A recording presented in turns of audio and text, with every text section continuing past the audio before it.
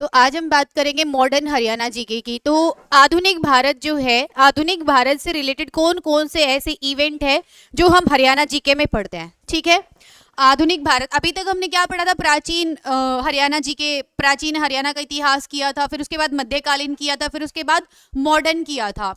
आधुनिक भारत को, आधुनिक भारत मतलब ये जो मॉडर्न हिस्ट्री की जो शुरुआत है ये यहाँ से क्यों हुई है, क्यों हम इसको मॉडर्न कहते हैं, क्यों हम इसको आधुनिक भारत का इतिहास कहते हैं?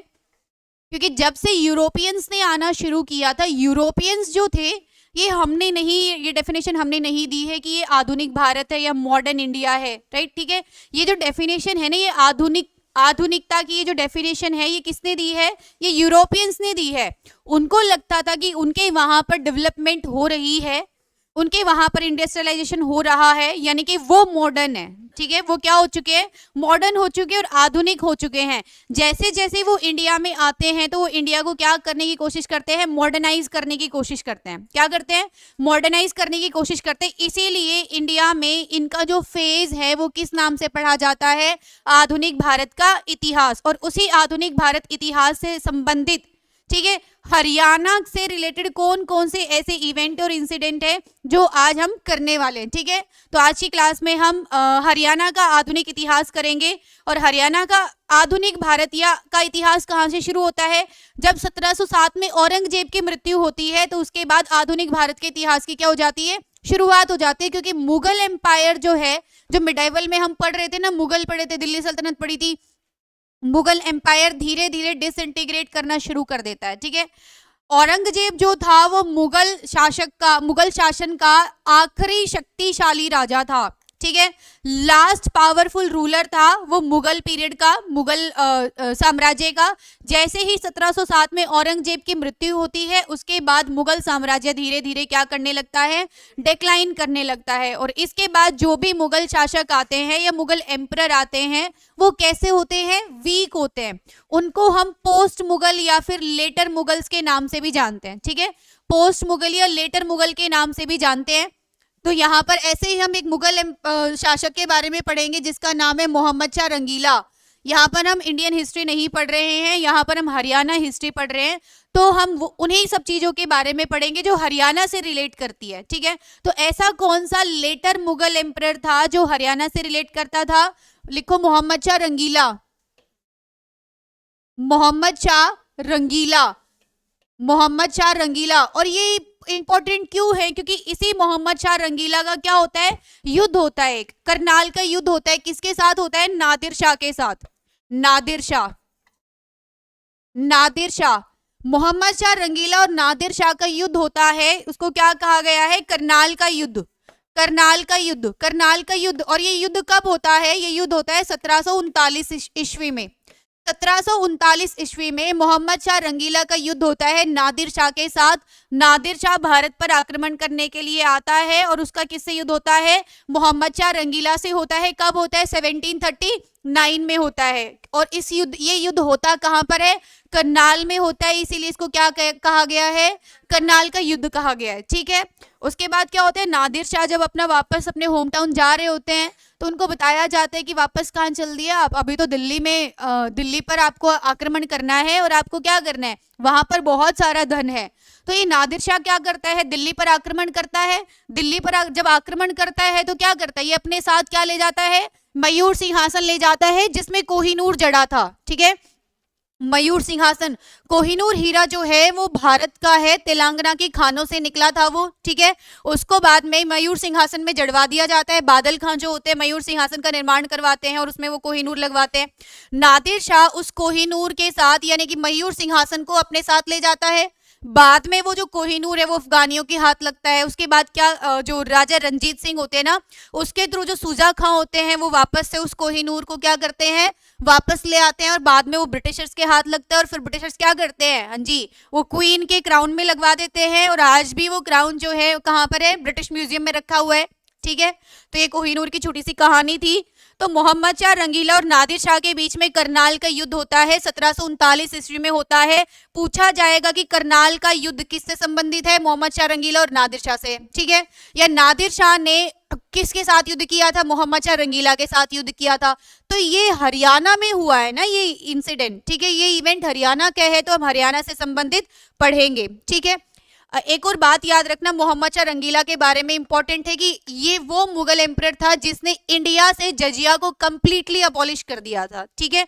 लिखो completely abolished, completely abolished, completely abolish जजिया, जजिया from India, from India. Bharat से इसने जजिया कर को कंप्लीटली अबॉलिश कर दिया था। जजिया सभी को पता होगा, नॉन मुस्लिम पर टैक्स लगता था। ये जो नॉन मुस्लिम होते थे, हिंदू नहीं, नॉन मुस्लिम, चाहे वो हिंदू है चाहे वो किसी अदर रिलीजन का है, कम्युनिटी का है, जो मुस्लिम नहीं है उस पर ये टैक्स लगता था, जजिया टैक्स। यहाँ से आपका एक होमवर्क है कि जजिया टैक्स की शुरुआत किसने की थी, सर्वप्रथम किसने लगाया था। करा चुकी हूं मैं इंडियन हिस्ट्री में, जिनका हो चुका है वो मुझे बताएंगे कि ये जजिया टैक्स सबसे सर्वप्रथम किसने लगाया था, ठीक है।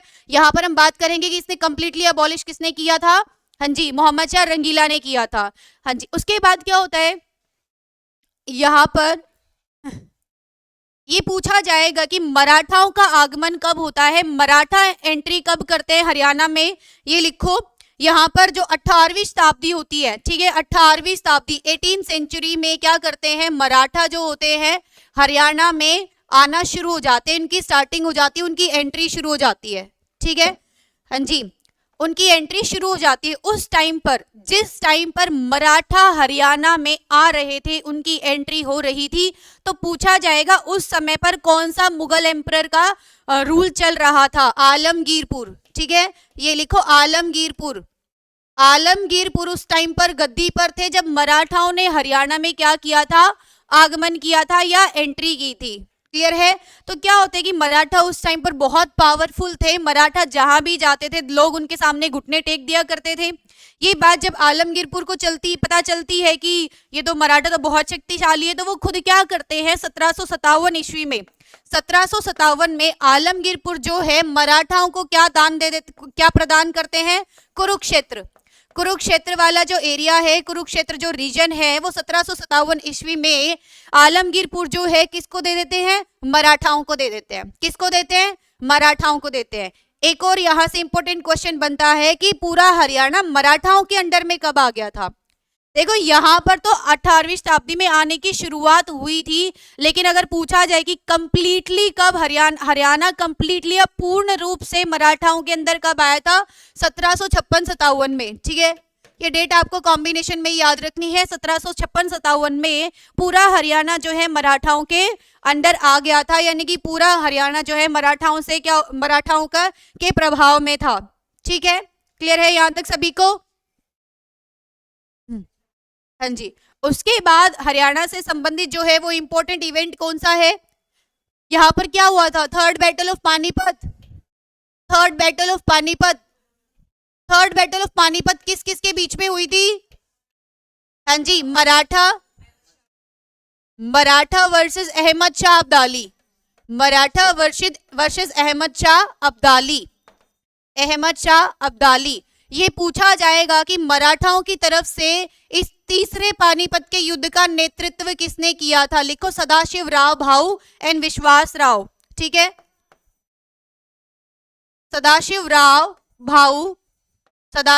भाऊ एंड विश्वास राव। लेकिन ये जो मराठा है वो कंप्लीटली पूरी तरह से अहमद शाह अब्दाली से क्या हो चुके थे, हार चुके थे, ठीक है, हार चुके थे। या अच्छा ये पूछा जाएगा थर्ड बैटल ऑफ पानीपत जो है मराठा और अहमद शाह अब्दाली का हुआ था, वो पानीपत में कहां पर हुआ था, वो एक काला अम्ब नाम की एक जगह है, काला अम्ब, याद रखिएगा, काला अम्ब में पानीपत का तीसरा युद्ध हुआ था, मराठा के बीच में, अहमद शाह अब्दाली के बीच में। अहमद शाह अब्दाली ने मराठा को बहुत बुरी तरह हराया था। यहाँ पर मराठाओं की तरफ से सदाशिव राव भाऊ और विश्वास राव इस युद्ध का क्या कर रहे थे, नेतृत्व कर रहे थे, ठीक है।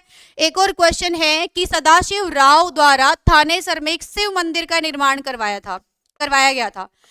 सदाशिव राव ने थानेसर में किसका निर्माण करवाया था, शिव मंदिर का निर्माण करवाया था, शिव मंदिर, ठीक है, शिव मंदिर का निर्माण करवाया सदाशिव राव ने। कहां पर करवाया था, थानेसर में करवाया था। ठीक है, अहमद शाह अब्दाली जीत जाते हैं। अहमद शाह अब्दाली क्या करते हैं, वापस अपने होम टाउन चले जाते हैं और हरियाणा जो क्षेत्र है वो किसको देकर सौंप जाते हैं, जॉन खान को। ठीक है, हाँ जी, जॉन खान, जैन खान, जो भी होता है, ठीक है, काला अंब, काला अंब, ठीक है, जॉन खान, जैन खान जो होते हैं इनके गवर्नर होते हैं। ये हरियाणा का क्षेत्र इसको सौंप कर क्या चले जाते हैं, वापस चले जाते हैं, वापस चले जाते हैं। ठीक है, तो ये कहानी यहीं पर समाप्त होती है।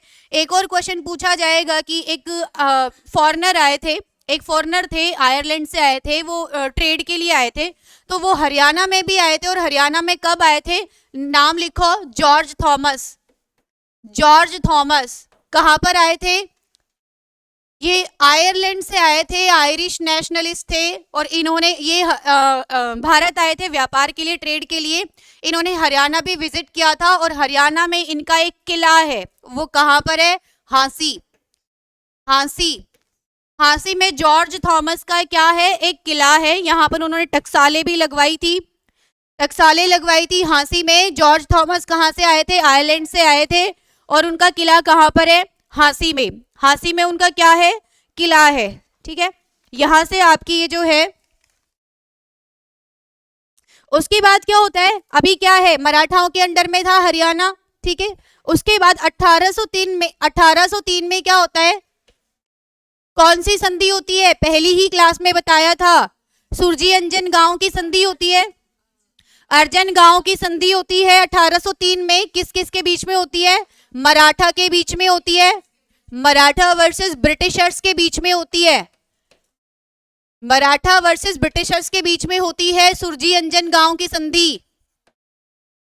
सुरजी अंजन गांव की संधि होती है मराठा के और ब्रिटिशर्स के बीच में। और इससे क्या होता है, मराठा जो है ब्रिटिशर्स को क्या सौंप देते हैं, हरियाणा सौंप देते हैं। और ये जो संधि होती है ये मराठाओं की तरफ से कौन करते हैं, दौलत राव सिंधिया, दौलत राव सिंधिया।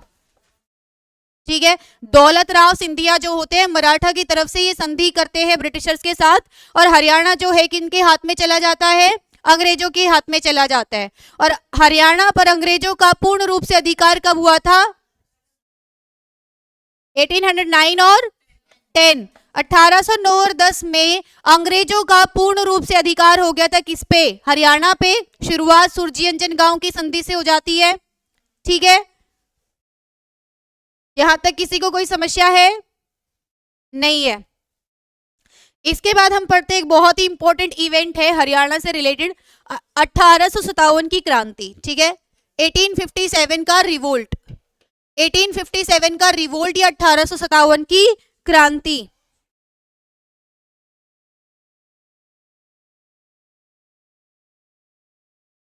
$1857 का रिवोल्ट, 1857 की क्रांति। ये जो क्रांति है इसके बारे में आप सभी जानते हैं कि ये क्रांति शुरुआत, इस क्रांति की शुरुआत कैसे होती है, इसके पीछे के कारण क्या होते हैं, थोड़ा सा डिस्कस कर लेते हैं। बाकी तो हम अपनी इंडियन हिस्ट्री में कर चुके हैं। ठीक है, 1757 से लेकर 1757 में बैटल ऑफ प्लासी होता है, 1764 में बैटल ऑफ बक्सर होता है। बक्सर के युद्ध के बाद अंग्रेजों के पास क्या आते हैं, दीवानी राइट्स आ जाते हैं। ठीक है, उसके बाद अंग्रेजों के पास दीवानी राइट नहीं, अंग्रेजों के पास ये अधिकार आ जाते हैं कि वो कैसे इंडियन को क्या कर सकते हैं, एक्सप्लॉइट कर सकते हैं। उसके बाद 1757 से 1857 इन 100 सालों में वो इंडिया को बहुत जी भर के एक्सप्लॉइट करते हैं। ठीक है, ट्राइब्स को करते हैं, पीजेंट को करते हैं, जमींदार को करते हैं, व्यापारियों को करते हैं, जितने भी वहां पर एम्परर होते हैं अलग अलग रीजन में उनको करते हैं। अलग अलग तरह की नीतियां लेकर आते हैं, डॉक्ट्रिन ऑफ लैब्स लेकर आते हैं, सब्सिडरी अलायंस लेकर आते हैं। ठीक है, लैब्स की संधि, लैब्स की नीति सभी को पता होगा, डॉक्ट्रिन ऑफ लैब्स। जब किसी का ओरिजिनल अपनी संतान ओरिजिनल, किसी की ओरिजिनल संतान ना हो तो क्या होगा, उसका एम्परर जो है राजा की मृत्यु के बाद ऑटोमेटिकली किसके अंडर चला जाएगा, ब्रिटिशर्स के अंडर चला जाएगा। ठीक है, और भी पीछे आर्थिक कारण होते हैं, सामाजिक कारण होते हैं। सामाजिक कारण वो क्या करते हैं, हमारे समाज में ज्यादा क्या करते हैं, इन्वॉल्व होने की कोशिश करते हैं। जैसे सती को बैन करवा दिया, ठीक है, उनके हिसाब से ये ठीक था, लेकिन लोगों के हिसाब से तो नहीं था ना। लोगों के हिसाब से तो ये था कि वो हमारे कस्टम के साथ खिलवाड़ कर रहे हैं, हमारी सामाजिक चीजों में नाक घुसड़ने की कोशिश कर रहे हैं। ठीक है, और आर्मी में जो लोग थे वो अपना जो रिलीजियस सिंबल जो पहनते थे, टर्बन जो पहनते थे, तिलक लगाना, रुद्राक्ष की माला धारण करना, उनका मजाक उड़ाया जाता था इस चीज को लेकर। अफवाह भी फैली थी कि उनके खाने में बोन डस्ट मिलाया जा रहा है, या जो वो कारतूस जो मुंह से छीलते थे वो गाय और सूअर की चर्बी से बनाए जाते हैं। गाय तो हिंदू रिलीजन में बिल्कुल मतलब अलाउड ही नहीं है कि वो ऐसे मुंह से वो कर ले, अलाउड नहीं मतलब ये उनकी पूजनीय है, ठीक है। और यही सेम मुस्लिम में होता है सूअर के लिए। तो दोनों ही लोगों को प्रॉब्लम थी वो कारतूस को मुंह से छीलने वाली। तो क्या होता है, मंगल पांडे जो होते हैं वो क्या करते हैं, इसका विरोध करते हैं और वो एक अंग्रेजी ऑफिसर की क्या करते हैं, मृत्यु कर देते हैं, उनको मार देते हैं। उसके बाद क्या किया जाता है, उनको वहीं पर एग्जीक्यूट कर दिया जाता है, उनको फांसी पर लटका दिया जाता है। और धीरे धीरे क्या होती है, इस आंदोलन की इस क्रांति की शुरुआत हो जाती है। मेरठ से इस क्रांति की शुरुआत होती है। मेरठ से वो लोग पैदल चलकर कहाँ तक आते हैं, दिल्ली तक आते हैं। और दिल्ली में आकर किसको, बहादुर शाह जफर को, ठीक है, बहादुर शाह जफर को उस टाइम पर मुगल एम्परर जो गद्दी पर होते हैं उसको क्या अपना लीडर घोषित कर देते हैं, ठीक है। और धीरे धीरे ब्रिटिशर्स कैसे फिर क्या करते हैं, एक एक रिवोल्ट को अलग अलग रीजन में जो जो लीडर इसको रिवोल्ट को लीड कर रहे होते हैं, धीरे धीरे उनको सप्रेस करते हैं। उनको सप्रेस करने के बाद लास्ट में क्या करते हैं, बहादुर शाह जफर को रंगून भेज दिया जाता है, ठीक है, 1862 में। और उनके जो बेटे होते हैं उनको वहीं पर शूट कर दिया जाता है। इस तरह से इस क्रांति के बाद भारत में से मुगलों का जो मुगल जो है कंप्लीटली क्या हो जाते हैं, खत्म हो जाते हैं, ठीक है, वैनिश हो जाते हैं, सफाया हो जाता है उनका। मुगल जो सल्तनत होती है, मुगल जो बादशाह का जो साम्राज्य होता है वो वहीं पर क्या हो जाता है, खत्म हो जाता है। तो हम यहाँ पर पढ़ेंगे कि 1857 की क्रांति में हरियाणा से किस किसने क्या किया था, पार्टिसिपेट किया था, और वो पर्सन्स कहाँ कहाँ से क्या करते थे, बिलोंग करते थे, ठीक है। तो हमारे लिए तो हरियाणा की जीके पढ़ रहे हैं तो हरियाणा के कंटेक्स्ट में पढ़ेंगे यहाँ पर। तो सबसे पहले लिखो 10 मई 1857 को ये क्रांति शुरू होती है। कहाँ से शुरू होती है, मेरठ से, ठीक है। 10 मई 1857 को इस क्रांति की शुरुआत हो जाती है मेरठ से। पूछा जाएगा इस क्रांति की शुरुआत हरियाणा में कहाँ से होती है, ठीक है। 1857 की क्रांति की शुरुआत हरियाणा में कहाँ से होती है, अंबाला से होती है। कहाँ से होती है, अंबाला से। 1857 की क्रांति की शुरुआत हरियाणा में अंबाला से होती है। एक छोटा सा नोट बनाकर लिख लेना यहाँ पर, अंबाला कैंट। अंबाला कैंट को कब स्थापित किया गया था, 1843 में। Ambala cantt, Ambala cantt, cantt क्या होता है, वहां पर आर्मी का जो स्टे होता है, ठीक है, यहाँ पर आर्मी का स्टे है। अंबाला कैंट की शुरुआत 1843 में होती है। साइड में नोट बनाकर लिख लेना, अदर फैक्ट्स है, ठीक है। हरियाणा में 1857 की क्रांति की शुरुआत जो है वो अंबाला से होती है, वो अंबाला से होती है। अच्छा, यहाँ पर कुछ ऐसे भी लोग थे ना जो अंग्रेजों को क्या कर रहे थे, इनडायरेक्ट वे से सपोर्ट कर रहे थे, उनको सूचना देने का काम कर रहे थे कि जी क्रांतिकारी यहाँ पर छुपा हुआ है, वो वहां पर गए हैं, अभी ये षड्यंत्र चल रहा है, ठीक है। तो ऐसे ही हरियाणा से एक अंग्रेजों के चमचे थे जिनका नाम है श्याम सिंह, लिख लो, श्याम सिंह। इन्होंने क्या किया था, इन्होंने ब्रिटिशर्स की हेल्प की थी, इन्होंने अंग्रेजों की सहायता की थी। श्याम सिंह ने, हरियाणा से थे ये श्याम सिंह, और इन्होंने अंग्रेजों की सहायता की थी। उसके बाद क्या होता है, हाँ जी, लिखो ऐसे कौन कौन से पर्सन थे जिन्होंने हरियाणा से 1857 की क्रांति का नेतृत्व किया था। पहले लिखो राजा नाहर सिंह, उन पर्सन्स के नाम लिख लो और वो कहां से बिलोंग करते थे। राजा नाहर सिंह, राजा नाहर सिंह ये कहां से थे, वल्लभगढ़ से, वल्लभगढ़ से थे राजा नाहर सिंह। और इनको क्या कहा जाता है, लॉयन ऑफ बल्लभगढ़, बल्लभगढ़ का शेर कहा जाता है इनको, ठीक है। राजा नाहर सिंह बल्लभगढ़ से थे, बल्लभगढ़ से इन्होंने इस रिवोल्ट को क्या किया था, लीड किया था 1857 की क्रांति में। और इनको बल्लभगढ़ का क्या कहा जाता है, शेर कहा जाता है, लॉयन ऑफ बल्लभगढ़, ठीक है। नेक्स्ट लिखो अब्दुल रहमान, अब्दुल रहमान, अब्दुल रहमान ये कहां से थे, अब्दुल रहमान झज्जर, झज्जर, झज्जर से कौन इस रिवोल्ट को लीड कर रहे थे, अब्दुल रहमान, अब्दुल रहमान। नेक्स्ट लिखो अकबर अली, अकबर अली, अकबर अली कहां से थे, अकबर अली पटौदी, पटौदी, अकबर अली पटौदी। नेक्स्ट लिखो इमाम अली कलंदर, इमाम अली कलंदर पानीपत, इमाम अली कलंदर, इमाम अली कलंदर कहां से थे, पानीपत, पानीपत, इमाम अली कलंदर। यहां पर कलंदर पीर भी है पानीपत में एक, ठीक है। पानीपत में क्या है, कलंदर पीर, पूछा जाएगा कलंदर पीर कहां पर है, पानीपत में। इमाम अली कलंदर हरियाणा में कहां से लीड कर रहे थे, पानीपत से। अकबर अली कहाँ से थे? पटौदी। अब्दुल रहमान कहाँ से थे? झज्जर। और राजा नाहर सिंह कहाँ से थे? बल्लभगढ़ से। नेक्स्ट लिखो, मोहम्मद आजम, मोहम्मद आजम हिसार, मोहम्मद आजम हिसार।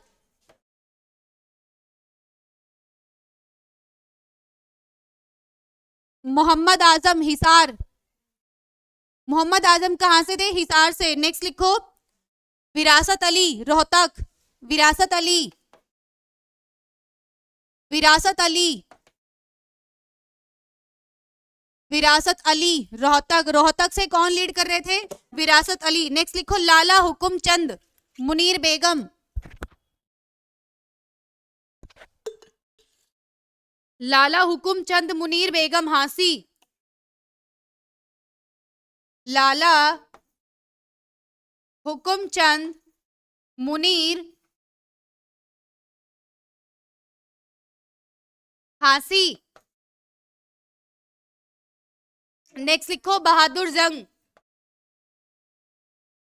बहादुर जंग कहां से थे? बहादुरगढ़ से।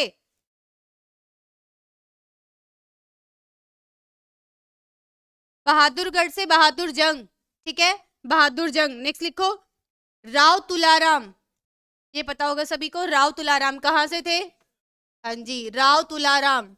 और ये शहीद हो गए थे। राव तुलाराम रेवाड़ी से थे, ये शहीद हो गए थे। और जिस दिन इनकी मृत्यु हुई थी, जिस दिन ये शहीद हुए थे, उसी दिन हरियाणा का शहीदी दिवस मनाया जाता है। कब मनाया जाता है हरियाणा का शहीदी दिवस? 23 सितंबर। 23 सितंबर को हरियाणा का शहीदी दिवस मनाया जाता है, क्योंकि इसी दिन इनकी मृत्यु हुई थी। हरियाणा का शहीदी दिवस। ये हिंदी की मात्राएं देख लेना आप, मजाक ना उड़ाना बाद में, ठीक है। हरियाणा का शहीदी दिवस, गलत लिखा है।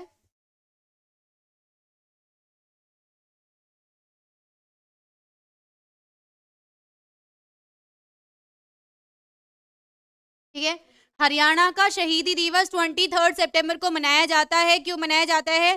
क्योंकि इसी दिन राव तुलाराम की मृत्यु हुई थी, ये शहीद हो गए थे। कहां से थे ये? रेवाड़ी से। नेक्स्ट लिखो, नूर मोहम्मद, नूर मोहम्मद फ्रॉम रानिया,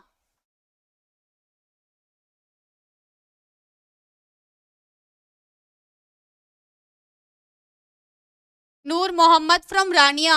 नेक्स्ट लिखो, गोपाल सिंह,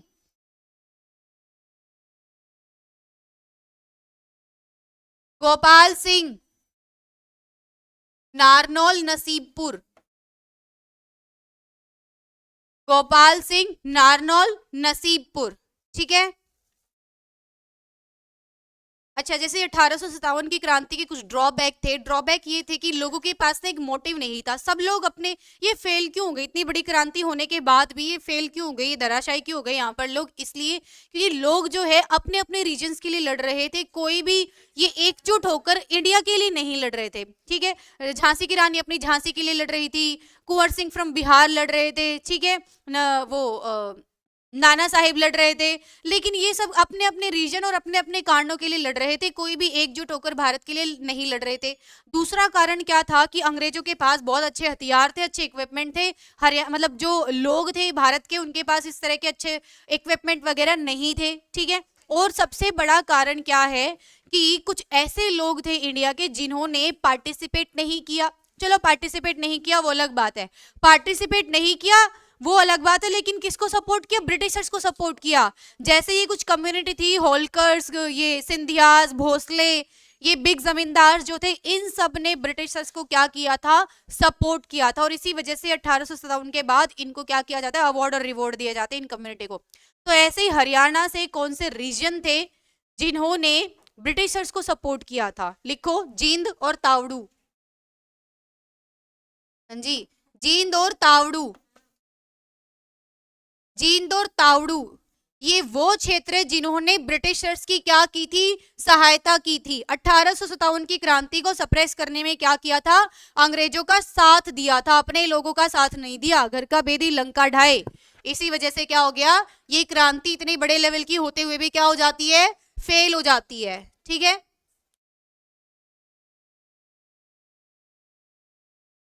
क्लियर है सभी को यहां तक? उसके बाद करेंगे कांग्रेस की स्थापना कब होती है। हाँ जी, 18 दिसंबर 1885, 1885 में कांग्रेस की स्थापना होती है। 1885 में 28 दिसंबर 1885 को कांग्रेस की स्थापना होती है और पहले इसके प्रेसिडेंट कौन होते हैं? डब्ल्यूसी बनर्जी। पहले प्रेसिडेंट कौन होते हैं कांग्रेस के? डब्ल्यूसी बनर्जी। 1905 के कौन होते हैं? गोपाल कृष्ण गोखले। ये सारे सेशन आपको याद करवा चुकी हूँ, अभी भी याद होने चाहिए, अगली क्लास हिस्ट्री के ना। सही याद आया, डब्ल्यूसी बनर्जी। हाँ जी, तो हरियाणा में कांग्रेस की ब्रांचेस कहाँ कहाँ पर इस्टेब्लिश हुई थी? ठीक है, तो पहला लिखो 1886 में अंबाला। 1886 में अंबाला में कांग्रेस की एक ब्रांच इस्टेब्लिश हुई थी। 1886 में कहां पर? अंबाला। 1887 में कहां पर? रोहतक। 1887 में रोहतक किसने की थी? तुर्रा खां। तुर्रा खां ने की थी 1887 में। 1887 में रोहतक में तुर्रा खां ने की थी। 1888 में कहां पर हुई थी? हिसार। 1888 में कहां पर हुई थी इसकी एक ब्रांच की स्थापना? हिसार। हिसार। और ये किसने की थी? लाला लाजपत राय। लाला लाजपत राय। लाला लाजपत राय। ठीक है, 1857 की, सॉरी, ये जो कांग्रेस के जो सेशंस थे, ये कांग्रेस जो थी, कांग्रेस में हरियाणा का प्रतिनिधित्व किसने किया था? हरियाणा की तरफ से किसने हरियाणा का प्रतिनिधित्व किया था कांग्रेस में? लाला लाजपत राय ने। ठीक है, लाला लाजपत राय ने। और यहां से क्वेश्चन बनता है, हरियाणा में सर्वप्रथम कांग्रेस को लाने का काम किसने किया था? लिखो, राय बहादुर लाला। ठीक है, राय बहादुर लाला। राय बहादुर लाला कुछ नहीं लाए थे, हरियाणा में कांग्रेस को लाने का सर्वप्रथम काम जो है राय बहादुर लाला ने किया था। ठीक है,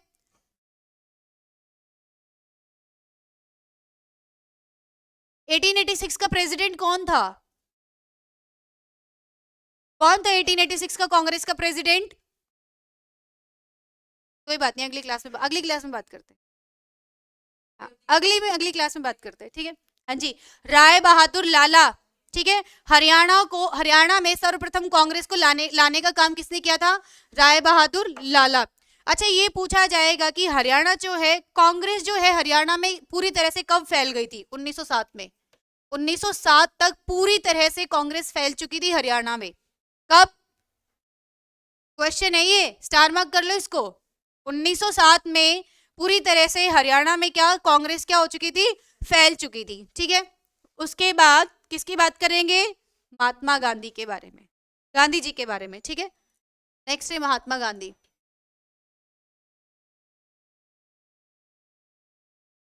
अच्छा, तो गांधी जी जो है साउथ अफ्रीका से भारत कब आए थे?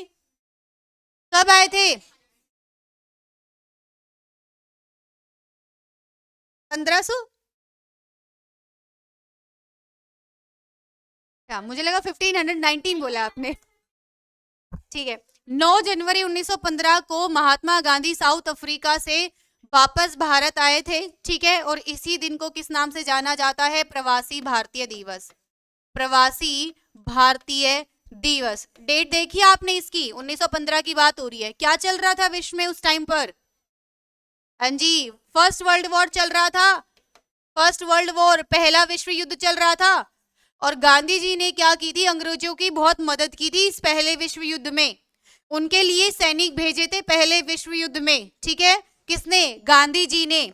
इसीलिए नेकी राम पंडित जो है ना, नेकी राम पंडित ने इनको एक ताना दिया, एक टॉन्ट किया था कि भैया ये तो युद्ध में सैनिक भेजने वाले सार्जेंट हैं।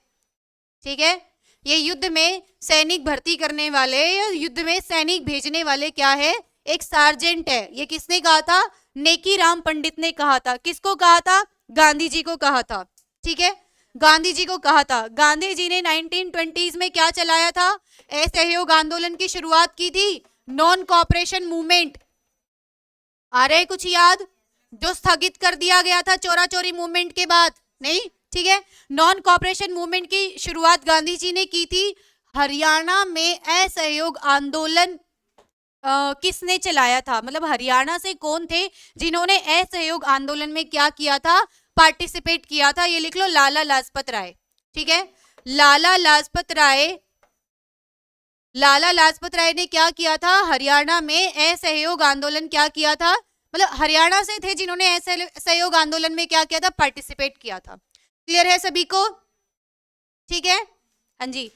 अब पूछा जाता है एक और क्वेश्चन, यहाँ से फेवरेट क्वेश्चन है कि गांधी जी को कब अरेस्ट किया गया था और कहां से किया गया था? लिखो 10 अप्रैल 1919 को, 10 अप्रैल 1919 को हरियाणा के पलवल से गांधी जी को अरेस्ट किया गया था। 10 अप्रैल 1919 को हरियाणा के पलवल से गांधी जी को अरेस्ट किया गया था 10 अप्रैल 1919 को। ठीक है, 10 अप्रैल 1919 को। क्या चल रहा था 1919 में? कब हुआ था जलियांवाला बाग? लेकिन अभी तो हुआ नहीं है ना, ये तो उससे पहले की बात है। उससे पहले क्या चल रहा था? रॉलेट एक्ट के अगेंस्ट चल रहा था, एजिटेशन चल रहा था। ठीक है, तो 10 अप्रैल 1919 को हरियाणा के पलवल से गांधी जी को क्या किया गया? अरेस्ट किया गया। इसको स्टार मार्क कर लो, हेडलाइन कर लो, अंडरलाइन कर लो, डबल लाइन कर लो, जितनी लाइन करना है उतनी लाइन कर लो। ठीक है, हाँ जी। एक और क्वेश्चन पूछा जाएगा 30 जुलाई 1919 को। ठीक है, फिर से इनको अरेस्ट किया गया 30 जुलाई 1919 को। इनको दोबारा अरेस्ट किया गया। कहां से अरेस्ट किया गया? लिखो हिसार से इनको 30 जुलाई 1919 में दोबारा से क्या किया गया? गिरफ्तार किया गया था, अरेस्ट किया गया था। ठीक है, अरेस्ट किया गया था। और इन्होंने क्या किया था? इन्होंने मेवातियों के मुस्लिम्स को रोका था। इसी वजह से मेवात का पहले नाम क्या था? सत्यमेव पुरम था। बाद में उसका नाम मेवात रख दिया गया। कब किया गया था ये भी आपको बता चुकी हूँ डेट के साथ, पहली क्लास में करवाया था। कोई बात नहीं बेटा, टेस्ट भी होएगा, कोई बात नहीं। टेंशन क्यों ले रहे हो तुम? देख चुकी हो मैं तुम्हारा हाल, टेंशन ना लो। ठीक है, नेक्स्ट लिखो। हाँ जी, नेकीराम शर्मा के बारे में, वो हरियाणा में कहां से थे? नेकीराम शर्मा कहां से थे? रोहतक से थे। रोहतक। नेकीराम शर्मा कहां से थे? हरियाणा में रोहतक से थे। अच्छा, इनकी एक पत्रिका थी, याद रखना। नेकीराम ने क्या दिया था? संदेश दिया था। तो इनकी पत्रिका कौन सी थी? संदेश पत्रिका।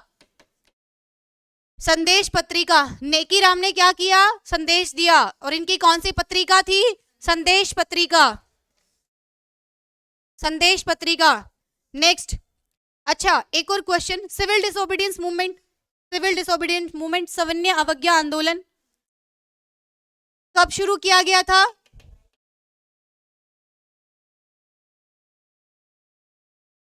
सिविल डिसोबीडियंस मूवमेंट सविनय अवज्ञा आंदोलन, इस आंदोलन की शुरुआत जो है गांधी जी ने की थी 1930 में की थी। सविनय अवज्ञा आंदोलन या सिविल डिसोबीडियंस मूवमेंट।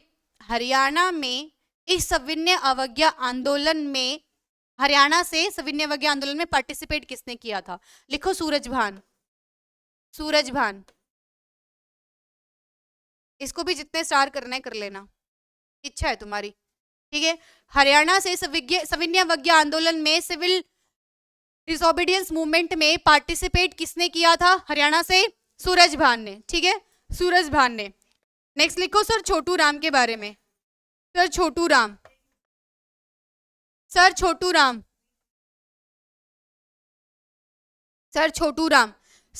राम ने, इसने क्या किया था? यूनियनिस्ट पार्टी बनाई थी, unionist party. Sir Chhotu Ram ने क्या बनाया था? यूनियनिस्ट पार्टी बनाई थी। और ये यूनियनिस्ट पार्टी की शुरुआत की थी 1923 में, 1923 में। कब बनाई थी? 1923 में। किसने बनाई थी? सर छोटू राम ने। और इन्होंने क्या किया था? एक लीग भी बनाई थी जिसका नाम था जमींदार लीग। ठीक है, इन्होंने एक जमींदार लीग भी बनाई थी। कब बनाई थी? 1924 में। 1924 में एक जमींदार लीग भी बनाई थी। और 1938 में ये मार्केटिंग कमेटी के हेड भी थे। मार्केटिंग कमेटी एक मार्केटिंग कमेटी बनी थी, उसके हेड भी थे ये 1938 में। 1923 में इन्होंने यूनियनिस्ट पार्टी बनाई, 24 में जमींदार लीग बनाई, और 1938 में क्या थे ये, मार्केटिंग कमेटी के हेड थे। ठीक है, हाँ जी, हो गया, मेरा भी हो गया, हो गई यहाँ पर आपकी मॉडर्न हिस्ट्री खत्म। हाँ जी, हरियाणा की मॉडर्न हिस्ट्री यहीं पर क्या होती है, खत्म हो जाती है। क्लियर है? तो यहाँ तक किसी को कोई समस्या हो तो आप अगली क्लास में पूछ लेगा, डाउट पूछ लेना किसी को कोई डाउट हो तो। बाकी आज ये है कि मॉडर्न हिस्ट्री की क्लास जो है समाप्त होती है। धन्यवाद आप सभी का।